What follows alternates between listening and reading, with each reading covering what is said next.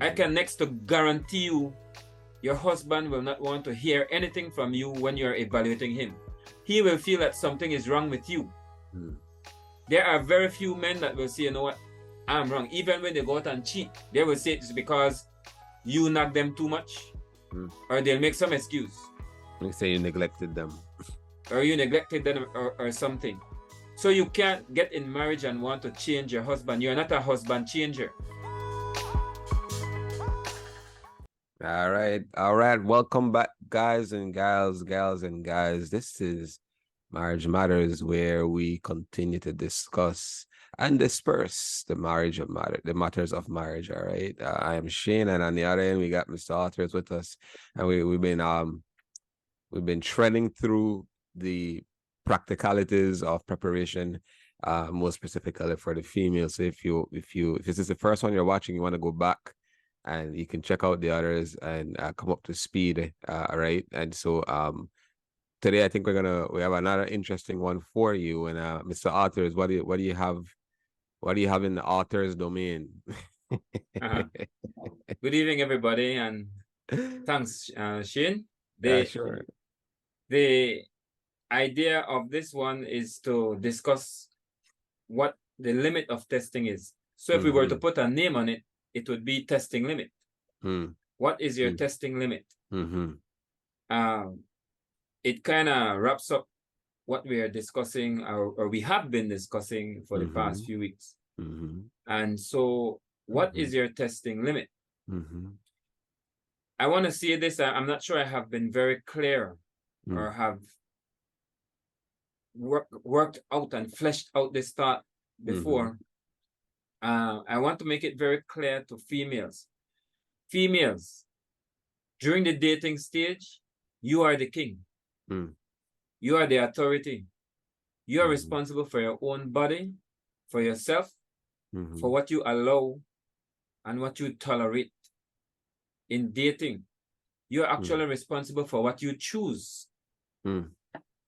So in dating, you are the king. And you don't have to feel ashamed of that. You don't have to feel guilty of that. You don't have to feel that something is wrong. You are in charge of your destiny. So in dating, you are king. In the same manner, no one on the street, unless they have some level of authority over you, can come to you and tell you what you are going to do, where you're going to go. That takes someone that has authority, a parent, a teacher, a traffic officer, a police. But outside that, no man can come to you and tell you where you're going. You're going to leave the country. You're going to move here. You're going to move there.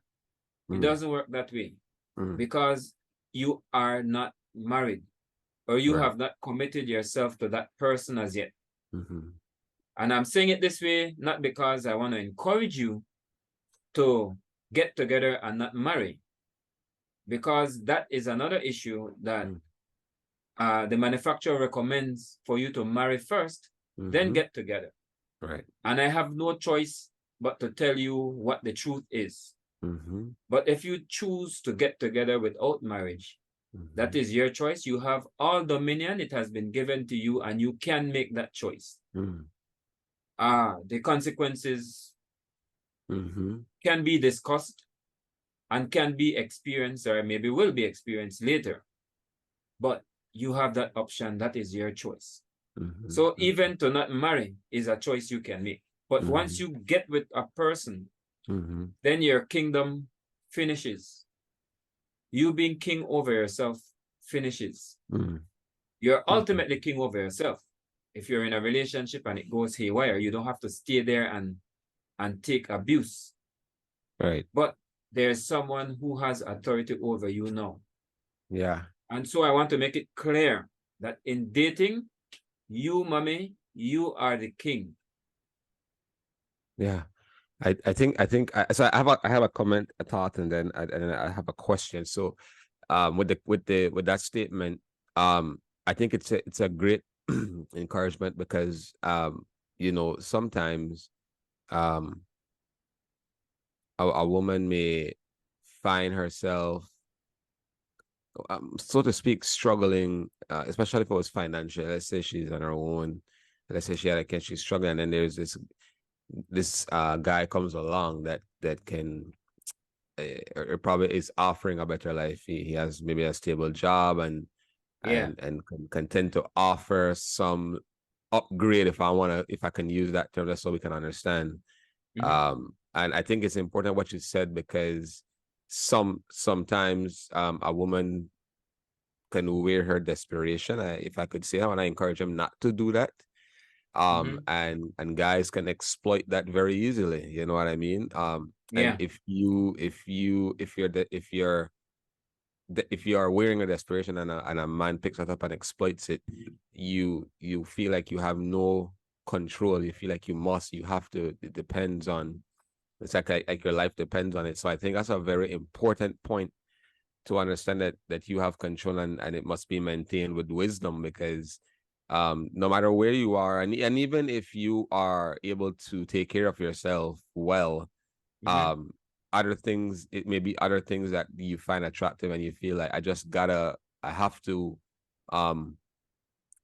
give in, or and so let's just take that as a word of wisdom and encouragement to maintain control, and don't be exploited by any means, especially in the dating process. But not to my question, what advice, I guess it's like a two-part question. I think one, what advice, or how does that look like when that woman shifts from dating to marriage and she has to give up that authority, right? How can she prepare herself for that mentally? And number two, does she maintain any level of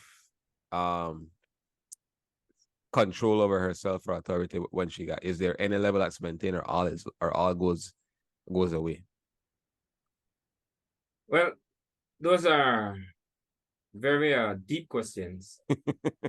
And it lends itself to look at who we're dealing with. And if our manufacturer wanted total control over us, him being able to have that total control, then it would not be love. That's right. And so love in a relationship is not controlling. We were given dominion, as mentioned earlier. We could choose to get married, to not get married, and live with someone, and he doesn't just kill us. You know, that's our choice. He might not be happy with it.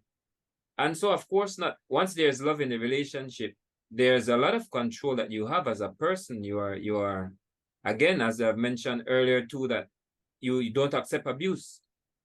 There's nowhere you are encouraged in the manual to sit and take abuse. Yes, very good. If your life depends on it, then you stay and you take the licking. But in the meanwhile, look for a loophole. Look for an open space. The minute you can take off, take off. You are not forced to stay in a relationship where your head is being hit in. You see? So of course, you have that option and that requirement to care for yourself. And there should be a line that if that is crossed, you move on and you don't allow things to go beyond that. You need to take care of yourself. You want to always smell nice. You want to always look nice. Men are turned on by their eyes, by what we see.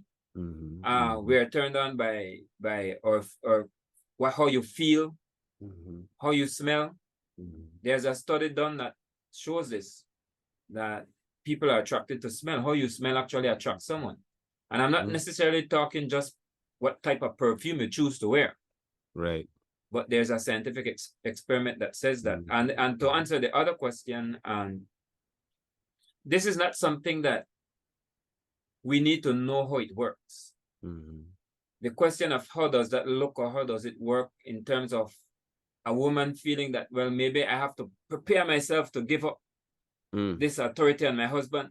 No, it's you do not have, that will happen automatically.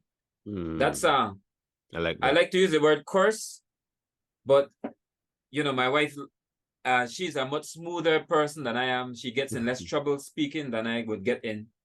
And so she prefers the word oath. We were given an oath by the manufacturer saying that the husband will rule over the wife. Her desire will be for him. That's an oath that he has given. Once you say, I do, that comes into place. And so we don't have to worry how the mechanics of that plays out. That will happen automatically. So when you are in your house, you don't want to know, well, how does this light work? How do I turn it on? Where does electricity you just want to touch a switch and the light goes on. And similar in a relationship, the minute you say I do, automatically the curse comes into place. Now, the problem is, mommy, if you are not careful to follow these principles that we have given to you, that we have been speaking of in all these couple of weeks, and you take on a rascal, ignoring all the red flags that we have opened to you and all the yellow flags that we have shown you, and now you say, I do to a rascal, to someone that is immature, to someone that has no plan for a future, someone that doesn't want to work, someone that will always love his mother more than you, someone that will see your kids as your kids and they will never be his kids, someone that will, and I can go on and on. If you have been careless when you were the king of your kingdom and you get married to a rascal, then that will not look nice when it's time for you now to submit to this rascal, because you will want to rebel. But that will not change the curse, or for use a better term, that will not change the oath that the manufacturer has given to you. Yeah, I think you made such an interesting point that I want to just kind of highlight. It's interesting. Again, I was just sharing this with a group in a group discussion earlier, and you made a reference to love, and that love involves choice and wanting to follow or yield. It's love when it comes to the manufacturer.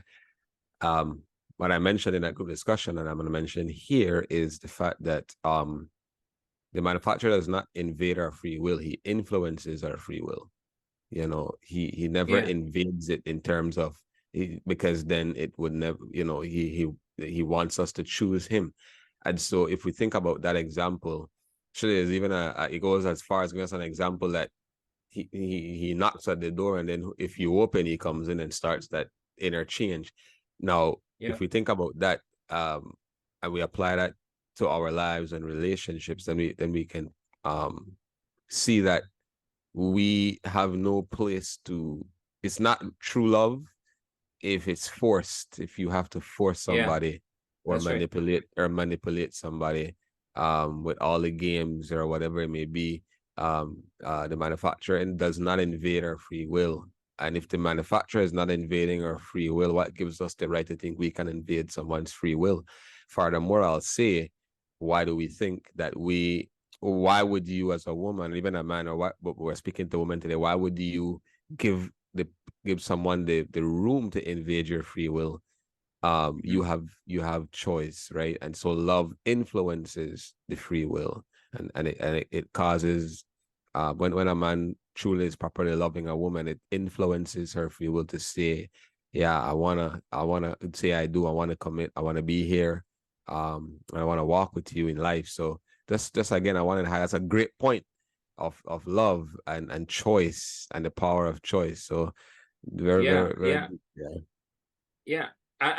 I think that it needs to be clear also that the manufacturer gave us free will in the first place. That's right. So it's not like he wants to invade it, because he was the one that gave it. He could have designed robots. That's right. In our finite minds, we are capable of designing robots, and we are even looking at the thought. I heard they had a complaint the other day.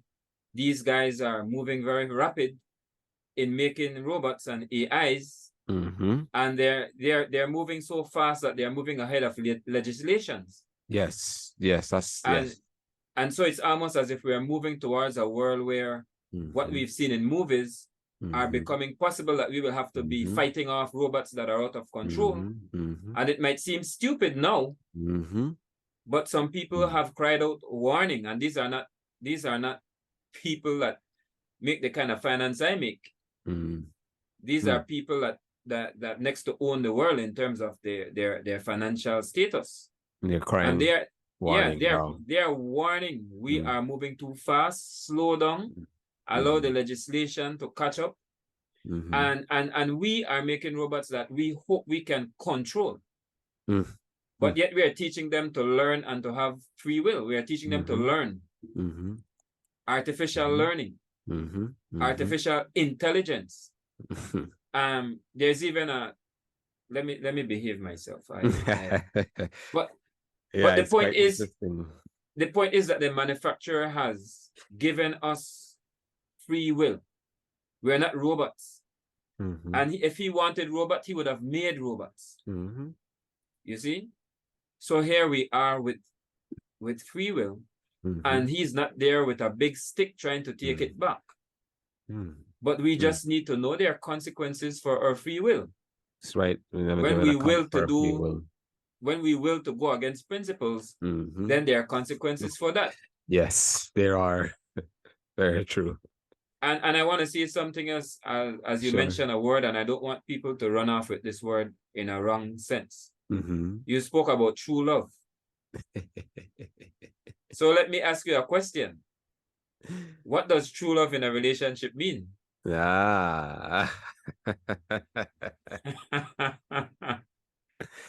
You know, for me, I guess I'll just say again, it's true love in a relationship is unconditional. It stands up under life's condition. It transcends emotions, because and you know, the more I think about that, and I think about love in a marriage, and especially how the manufacturer meant it, you really find that love is it has a lot to do with commitment. And that stands up. I always say unconditional love stands up under any conditions.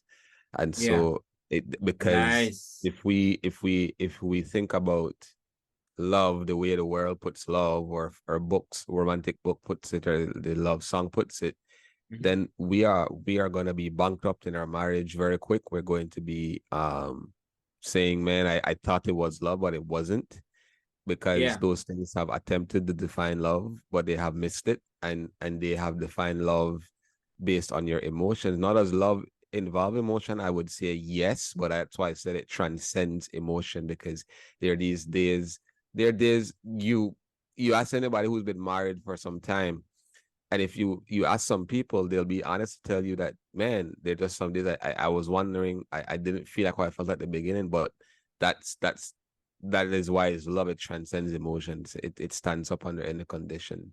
All right, so that's a few thoughts, man. Think about I like that, and I would like to start from what you said at the end. I don't believe that love only transcends emotions.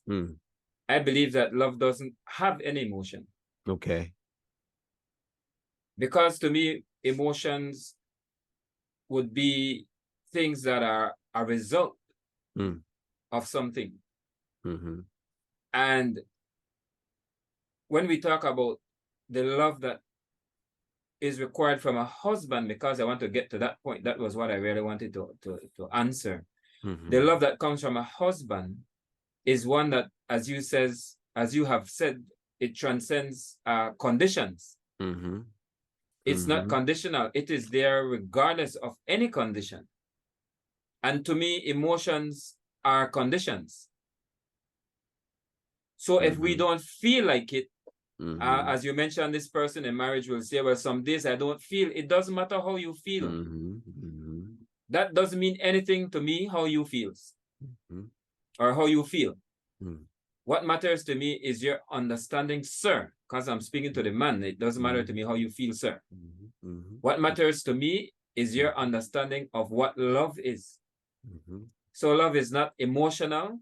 The love that is emotional might be eros, and it might be filial, and other types of love that are less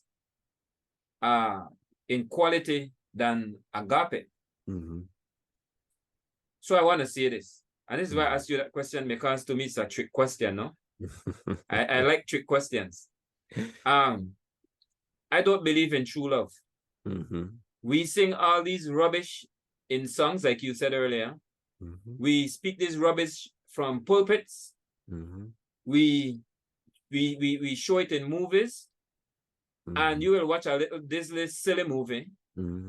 And when I say silly, it's like, just no depth to it. It's just, and you have these high schoolers where their parents are paying for their lunches and paying their school fees and buying their school bag and buying their clothes and paying for the water that they bathe with.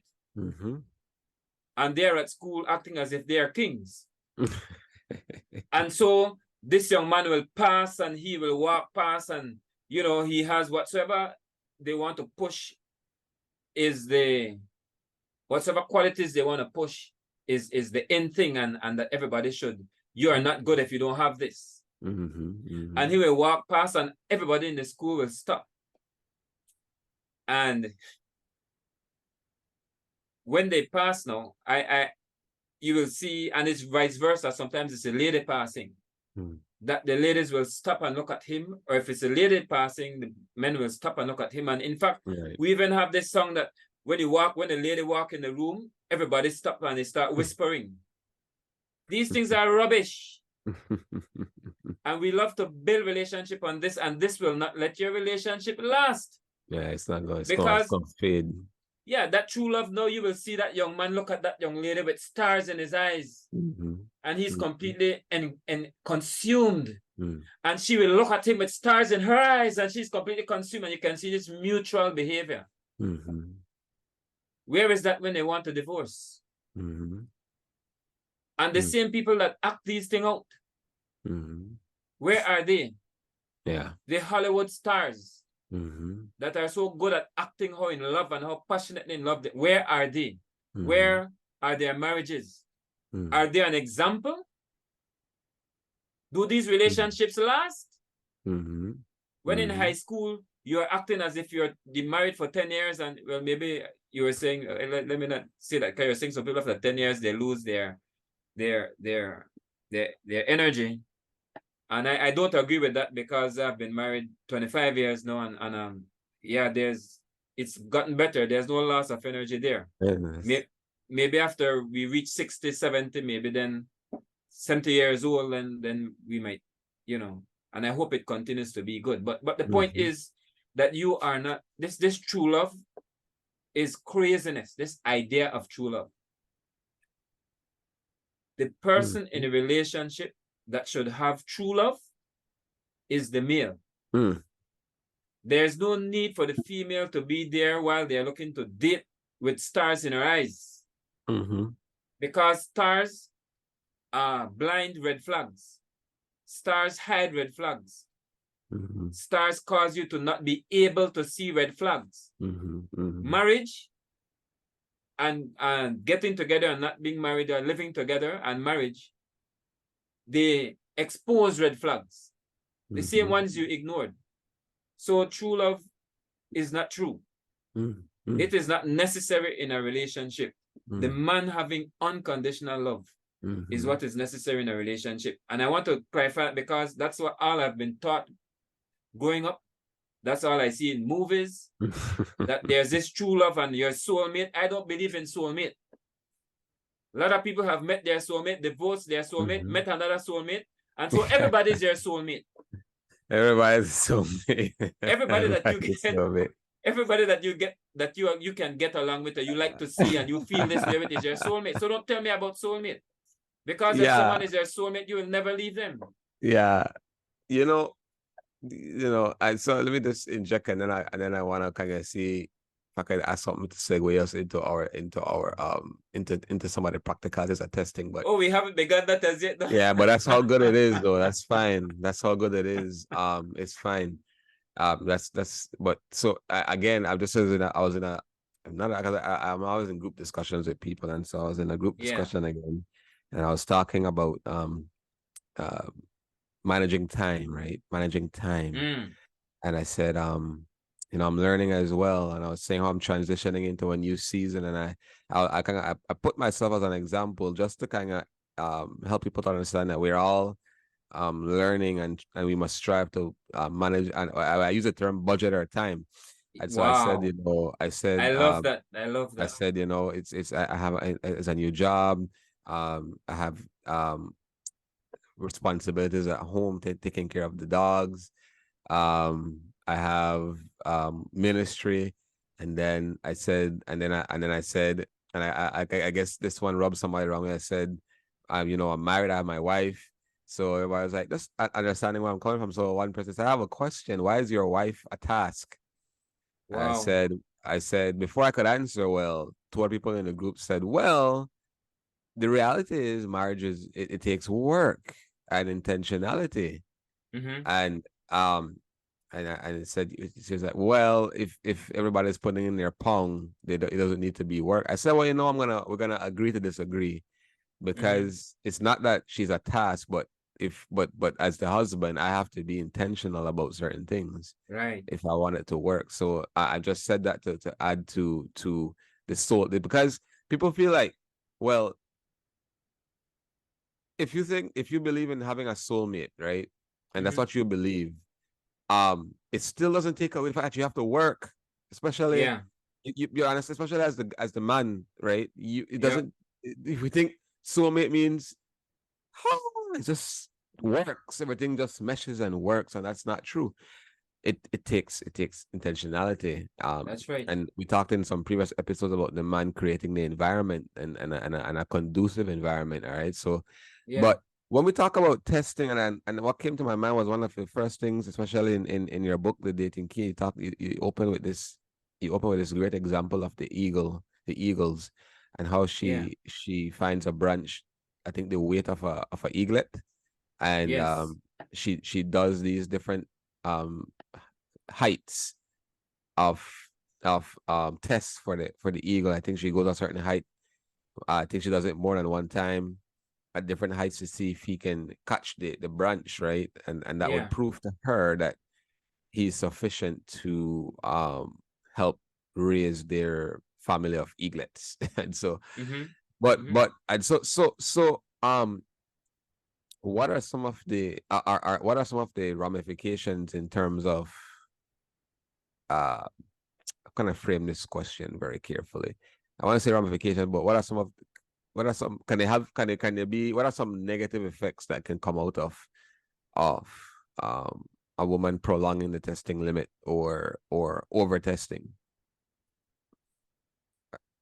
Well, I think everybody would agree that if you lose the person because of taking too long to test, Hmm. that would be considered one of the Hmm. negatives. Mm-hmm. And so Hmm. you can overdo in terms of time. And when I say that, Mm-hmm. if you want to test this person for 10 years, Hmm. 20 years, and Hmm. you're going to go according to the manufacturer's recommendation, that means that you will not sleep with this person. Mm-hmm. And you'll be testing for 10 years. And Hmm. 20 years, this person Hmm. might become a dude with a stick bending over. Mm-hmm. Um, and that doesn't make any sense. Mm-hmm. So I would say this would be Mm. one of the negatives, no? Yeah. But I can't help it. I need to go back to something you said earlier. Oh no, so sure, go Um, ahead. you have awakened something that Wake up, wake up. All right, all right. yeah, this statement you made, it's awesome. It's awesome. You spoke about budgeting your time, Yeah, yeah, yeah, and yeah. and I like the way that those words are put together, because it explains time the way I see it. Mm-hmm. You see, for me, time is the only thing that matters. Mm. Nothing else matters. Mm. Time matters, because Mm-hmm. this is what we have been given to live in. Now, there Mm-hmm. are larger things that are more important than time, but I'm saying what matters. Mm-hmm. Time is all we have, and we all have the same time. Mm. You have 24 hours, I have 24 hours. Mm-hmm. What Mm. we do at that time determines our success. determines what we will be successful at. Yeah, You see? say that. It's good. Right. And so for me, time is the only currency that we have. We like to think that money is currency. It is not money. Money is simply a storage of our time. But time is the currency. I love the movie The Titanic. I love story. Beautiful love story. You know, they didn't follow the manufacturer, and they did what they had to do on the ship. And there was this scene on the ship where this rich person wanted to get on a lifeboat. Yeah, I remember that scene. Yeah. And he brought this huge amount of money, probably thousands of dollars. Yeah. And gave this man who was out of time. When you don't have time, money doesn't matter, because all money does, it stores the time that you have used. Say that. The time that you had, that you use it towards something, and you get money for it.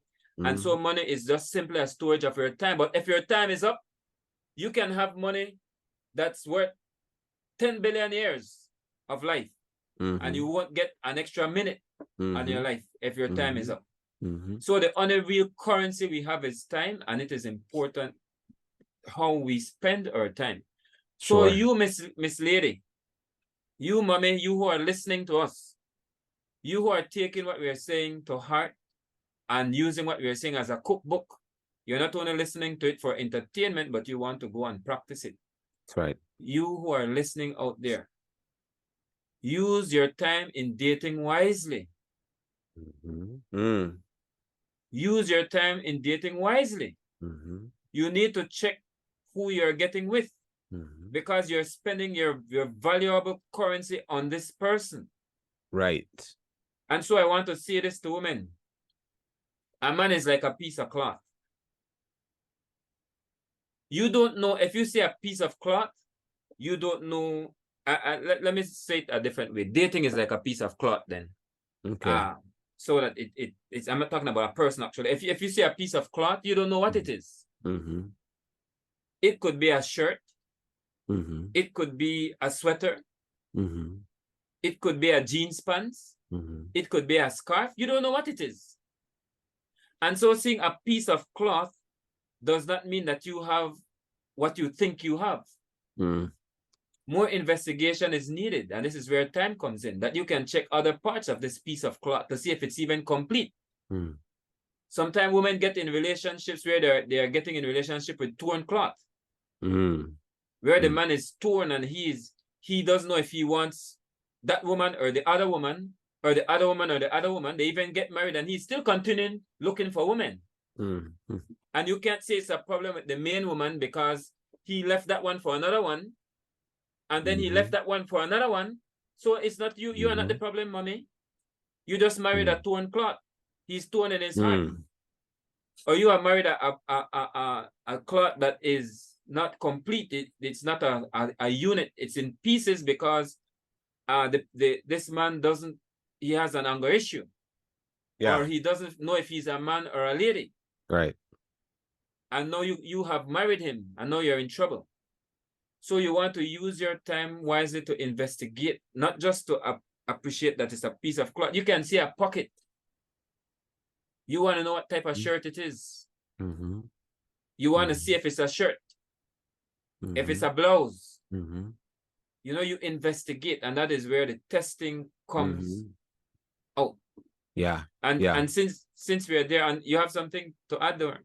But it's a question. Well, go ahead, and then I'll No, go ahead. I was going to move on, so go ahead. Yeah. No, my question, I think, is again, because it's great what you said. I'm thinking very practically, and this question comes with this conversations that I've encountered through life around dating and marriage, and kind of a controversial point, but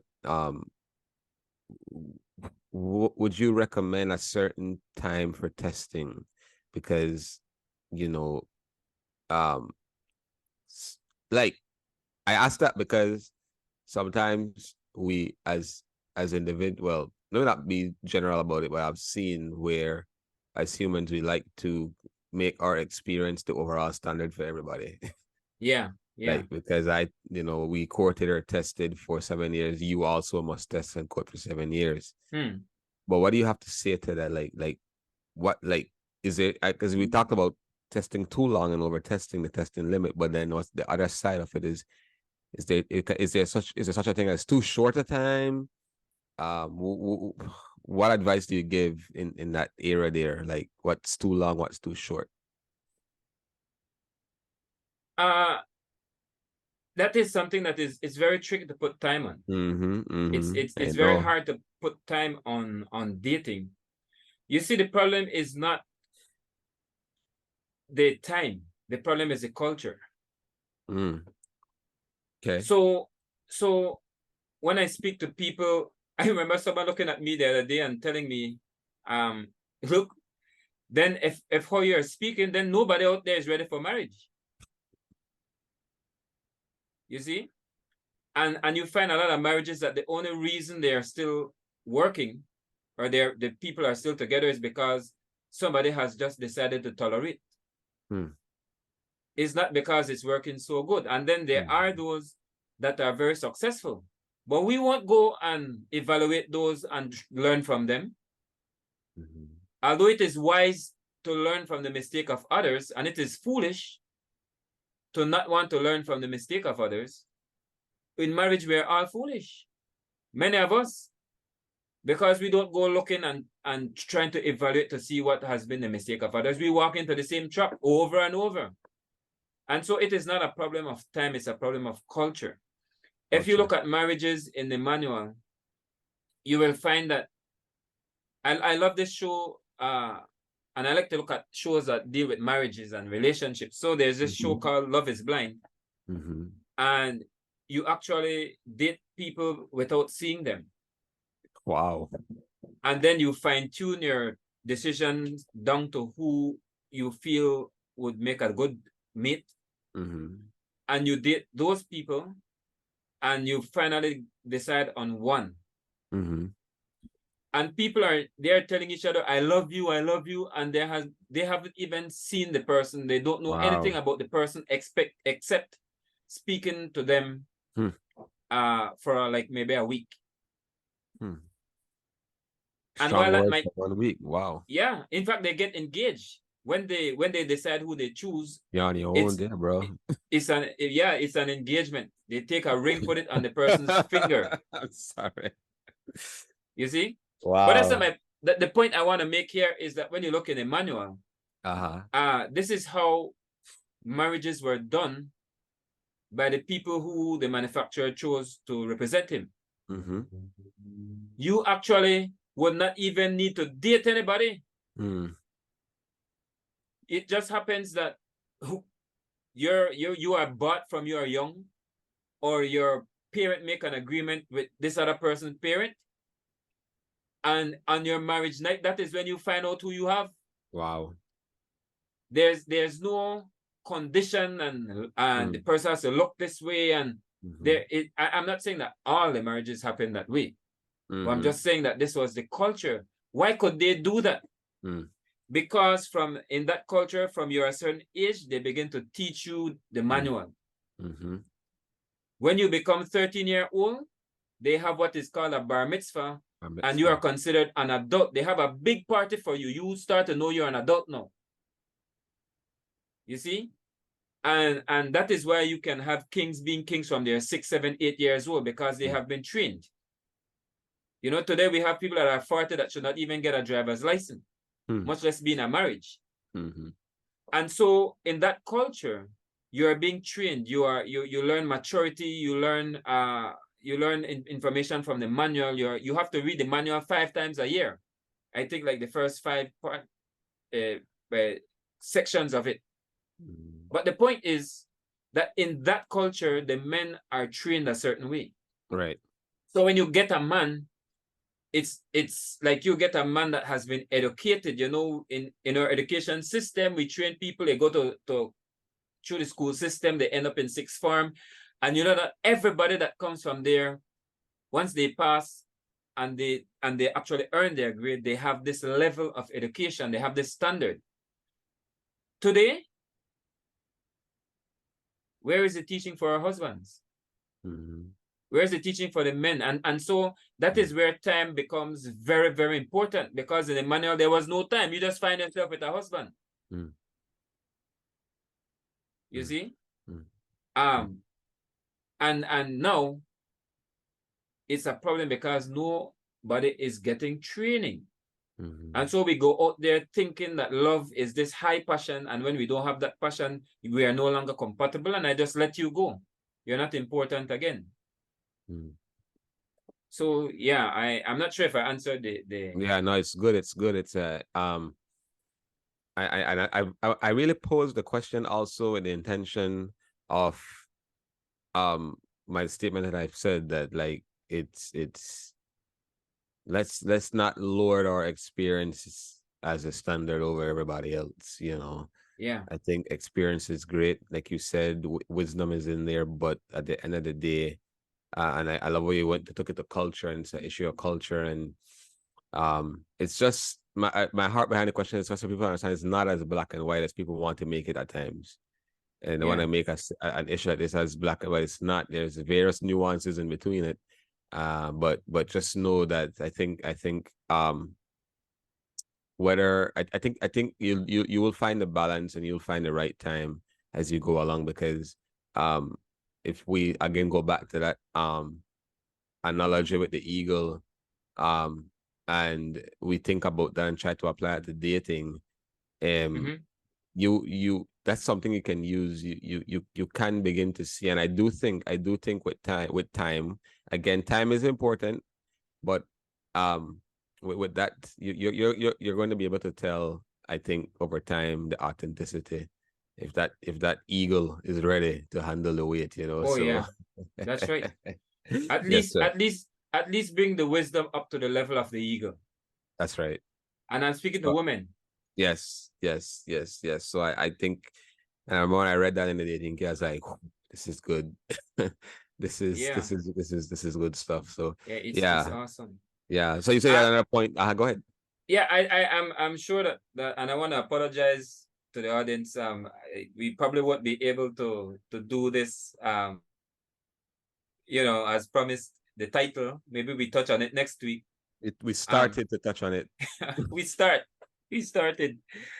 But I would just like to say this. And I feel it's almost like a final kind of statement. Sure. Unless you want to take us somewhere in terms of we can begin to bring this Learjet down to land, and then we're at a hub airport connecting, and then we're gonna take off again with the rest. So that's right. Yeah, go ahead. So I'm bursting over here with this word, the husbandman. Right.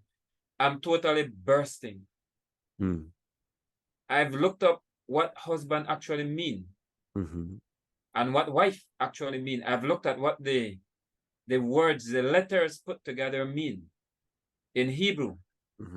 And I am totally blown away. Right. So I'm over here and I'm bursting, because I'm thinking about husbandman, and I'm thinking about the even that question of time has to do with the time necessary, has to do with how good this husbandman is. The lady has to check to see how good this man is. Does this man carry all the necessary ingredients that will make a successful marriage? Because if he doesn't have it, then you need even more time, because he needs to learn it. And if he's married, he will not want to learn it from you. I can next to guarantee you, your husband will not want to hear anything from you when you're evaluating him. He will feel that something is wrong with you. There are very few men that will say, you know what, I'm wrong. Even when they go out and cheat, they will say it's because you knock them too much. Or they'll make some excuse. They say you neglected them. Or you neglected them or something. So you can't get in marriage and want to change your husband. You're not a husband changer. That's not your title. I like that. You see? So that extends the time, your ability to be able to sift. And I think we touched this before, that if you are good at it and you've trained yourself, you will not need as much time as someone else who's just learning. Even to do this, so set up equipment, There are times when I was just beginning where we had to say, you know what, I'll take an hour before we begin and try to get everything working. Right. Now I have something going where I understand better, and I would take half an hour. Yes. In terms of equipment. And if you leave the equipment up, then you don't even need to set 10 minutes. Right. That's you just right. turn it on. That's right. But I'm saying as you grow, you need less time.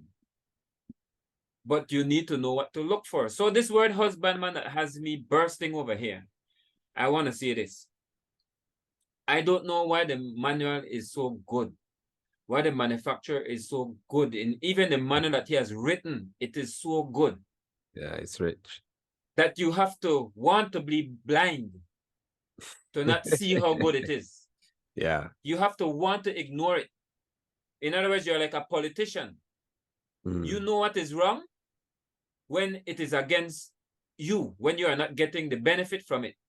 But the minute you get in there and you have benefits, you suddenly I don't know if you've noticed politicians, so when they're in power, they don't know what's right from wrong. And they only make little mistakes and little errors. Yeah. When they are outside of power, they have a very, very clear, precise understanding of principles and what is right and wrong. They can call you out now too. They can call you out. And so this is what we do with the manual, where when it's convenient, it's good. And when it's not convenient to us, then we suddenly feel that it's outdated. When it's challenging us. Yes. This thing is so good that the manufacturer calls farming, the person that's a farmer, he calls this person a husbandman. And you see the complete word husband in there. This is not like menopause, where men is only the first 3 letters. Right. This is, you have the whole husband in there. Yeah. You know, and I hope one of these days for us to discuss menopause. Although I have not experienced it yet, I have an opinion on it. But maybe we will, maybe we won't. I don't know. But this husbandman, when you look at what this is, you're speaking about a clear understanding of relationships, the way the manual has it. Because here is a farmer. And as you were saying earlier, he has to do all the work. What is the land doing? Nothing. It's just existing as the land. Just sitting there looking pretty or bushy, depending on how the husbandman keeps it. He has to go and find seeds. That's why the husband has to give his wife sperms. If he doesn't give his wife sperm, you will end up with chicken eggs that can't hatch. A chicken egg is simply a menstruation, unless a hen puts a seed in that egg. You see? So the husbandman has to go and find seeds. In fact, he may have to buy the land first. Then he has to pay rent on the land, or pay lease, or pay tax on the land. Yeah. Then he has own. Yeah. Then he has to go and get tools and, you know, treat the land so it's ready for planting. You have to cut the grass, burn what needs to burn, dig up soil. And then he puts the seed, and he has to turn around and water this thing. And you don't hear that husbandman complaining. You don't hear him say, well, I have to do all the work. I have to do all this work. Yeah. You don't hear that. Because he's mature. He's experienced enough and trained enough to know that when I do this, this is what is going to happen. He doesn't make the plans and say, well, you have to take care of yourself. No. He knows that other predators and other animals will come and eat. And so he does things to protect. You see, and when he's finished, you have to go and you have to make harvest. Then you have to treat the trees, you have to prune them, you have to. Why is this word husbandman used for a farmer? And I want to say that I believe that this encapsulates what a husband should be doing with his family, with his wife. Put in the work, because when you are finished from there and the wife starts to bear fruit, you won't be able to contain it. You see? And so I just want to leave that the manual doesn't make mistakes when they put things. When you read your manual, for whatsoever device you're dealing with. It's rare that there's a mistake in there when they tell you use this type of current, etc., etc. Right. Yeah.